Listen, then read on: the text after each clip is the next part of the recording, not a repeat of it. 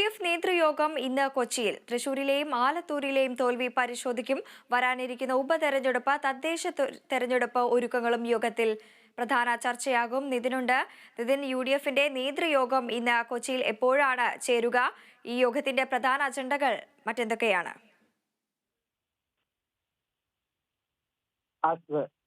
Vrinda, UDF നേതൃയോഗം ഇന്ന് 10 മണിക്ക് കളമശ്ശേരിയിലെ സ്വകാര്യ ഹോട്ടലിലാണ് തീരുമാനിച്ചിരിക്കുന്നത്.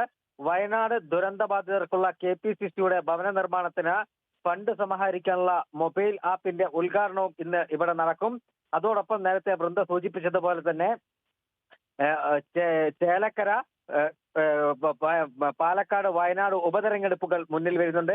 ഈ 3 ഉപതെരഞ്ഞെടുപ്പുകളിൽ മുന്നണിയും കോൺഗ്രസും സ്വീകരിക്കേണ്ട നിലപാടുകളും ഇന്ന് യോഗത്തിൽ ചർച്ച ചെയ്യാം. കൂടാതെ തൃശൂരിലെയും ആലത്തൂരിലെയും തോൽവിയുമായി ബന്ധപ്പെട്ട കമ്മീഷൻ റിപ്പോർട്ടും ഇന്ന് UDF ഏകോപന സമിതിക്ക് മുന്നാകെ എത്തുകയാണ്.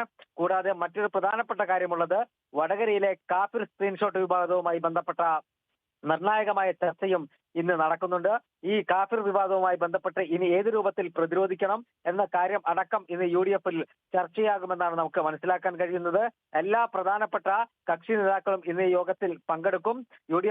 UDF കൺവീനർ MM ഹസന്റെ അധ്യക്ഷതയിലാണ് ഇന്ന് എറണാകുളത്തെ സ്വകാര്യ ഹോട്ടലിൽ ഈ യോഗം നടക്കുക. വൃന്ദ,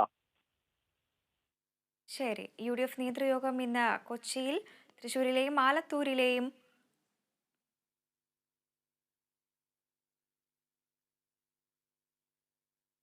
വിശദാംശങ്ങൾ നൽകുകയായിരുന്നു നിതിൻ പ്രഭാകരൻ.